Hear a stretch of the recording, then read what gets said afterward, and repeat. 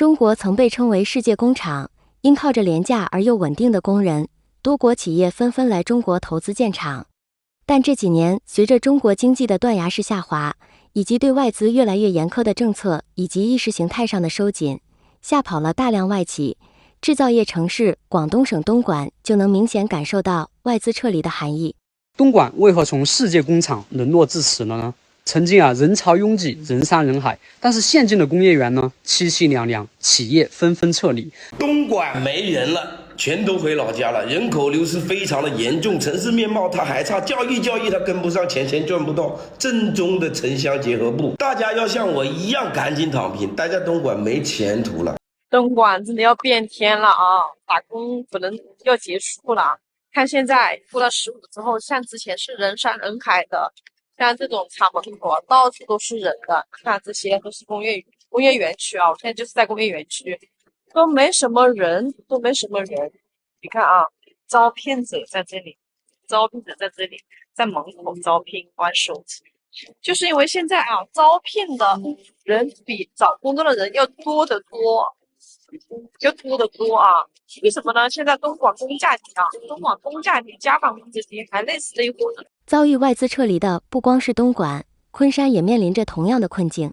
江苏省昆山市有小台北之称，曾是台商在中国投资密集的地区之一。昆山也拥有众多外企，但随着越来越多的台商和外资工厂的撤离，以及贸易订单的大幅减少，昆山经济也一蹶不振，大量工厂关门。昆山接下来可能比东莞还要惨。虽然说曾经是中国经济的晴雨表，但是昆山在面临着产业转型挑战的同时，大规模密集型工厂的外迁，让这座城市的产业链急速崩溃，经济陷入低谷，外来人口纷纷离去。住中华园和丰宁园的一个老乡跟我讲，今年至少30万人离开昆山。我最强县级市昆山，最近呢，因为一些大型工厂的撤离是闹得沸沸扬扬，工厂订单锐减，大规模的裁员，订单转移到越南和印度工厂。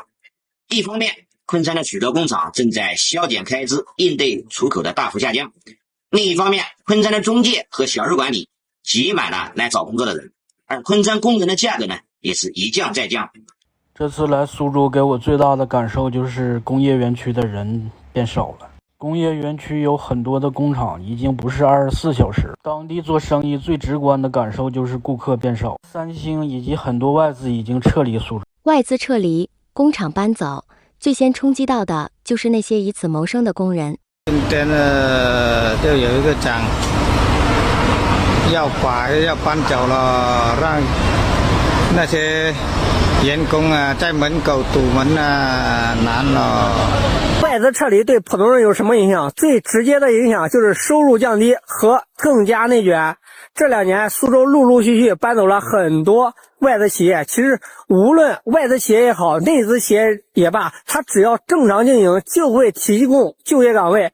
这些外资企业搬走之后，大量的基础工作人员就会失业，被迫转移到其他的行业或者企业里边，造成更加内卷和收入降低。这名博主说出了当下的现状。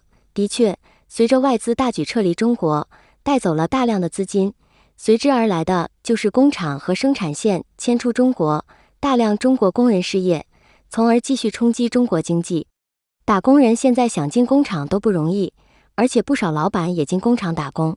这里有很多找工作的人他们一无所知，以为自己不能干这个工作是因为自己不行，其实明明是这个厂家要求太高了，厂里面的产量质量品控要求太高，造成最简单的工厂都要淘汰90%的人。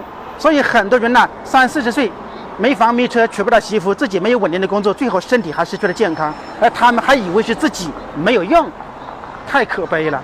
最近有这个江苏和浙江的朋友告诉我很多民营中小工厂都没有活干了，那些老板自己都去打临时工了。你不要说我们这些牛马到哪里去打工了，还有一个那个工厂的小组长告诉我他们工厂来打临时工的都是黑户多，而且这里面的黑户很多都是老板都变成了老赖，变成了黑户。而且就是这个临时工的工资因为他们拿现金都比那些正常的临时工还要低30块钱。还有一个那个70后老板他也跟我说了，他以前很多老板朋友现在都销声匿迹了，为什么呀？破产了呗。所以说他现在也非常害怕，他也害怕自己破产。中国人也是更加的民生艰难。我真的挺不住了。谁偷我的外卖了？我活不下去了，给我！谁偷我的外卖了？这两天新闻报道，浙江某滞留农民工30万都找不着活。对，这两天来得及，回去的快。找着活没来着？没有，都没找着活。我明白。放了吧，老乡们，放了才走了。兄弟们，今年的行情到底有多差？我带你们看一下，看到没有？我现在在的地方是广州最大的制衣村啊，桥南新街。你看，现在已经是11点钟了。你看这条街上的全部都是服装人啊，几千人到现在都还没找到事做，感觉今年还没开始就已经结束了。人们就业难，都想办法捂紧口袋，自然也直接影响到实体店的生意。让人震惊的是，从前商场里是人流稀少，现在商场几乎要关门了。没有一家店是开着的，全是围挡。商场能有这么多围挡，那边也是，那边也是，那边也是，那边也是。百业萧条啊，你看，全部垮了，全部垮了。哎，每一家都没做啊，一直的我在那走一家，今天还有家2家。在后头哈，平时娃儿耍的，看到没有？连清洁卫生都没做，所有东西都停起了，都走一个家长每人收门票带里头来玩。百业萧条，那是真的是在近代的商业史上哈，难得出现那么一个情况。外卖店垮了，服装店垮了，连啥子科技、美容、啥子医疗器械哈，全部都垮了。你看看，车库都空了，太吓人了。看一下，这整个2楼基本上全倒，你看到3楼这电梯已经停了，并且围挡围起了，到4楼的话也围起了，基本上这个就是3楼、4楼全部闭店了，就不给上去了已经。这是1楼，1楼的话还大概有7、8个商户在营业，就是零售百货类的，瑞幸大品牌就是大品牌，还在坚挺的活着。这负1楼煤管已经下不去了。这个商场从开业到现在仅仅1年半的时间，但真正的营业半年就倒掉了。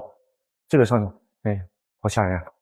在中国，失业率直线攀升，大学生找不到工作，工厂倒闭，公司裁员严重，很多人面临35岁的年龄危机，找工作雪上加霜。大家知道在我们湛江今年有多少人失业找不到工作吗？现在我们这个状况啊，就是送快递以及送外卖的人特别多了，而且是接近饱和，狼多肉少。大部分的人以后没有其他工作可以去选择的话，都会去选择这个出租车呀、网约车啊，或者是送外卖、跑快递之类的去做一个过渡。而且湛江现在属于一个高消费、低收入的一个城市了。现在我们成年人的一份普遍的工资，基本上都是养不了全家的。给你们看一下我的工资，没错，2300多。工资太低了，在深圳2300块能干啥？在这种情况下，中国政府不想办法增加就业机会，不想办法帮助民众解决生活危机，却不遗余力地发展所谓的高科技，用人工智慧来抢夺中国百姓的饭碗。天哪，真的，以后人工智能代替人类了，完了，以后下岗的人更多了。这个是人工智能加油，你看多少个机械臂，1个、2个、3个、4个，就这顶了4个员工了，敢想象呀！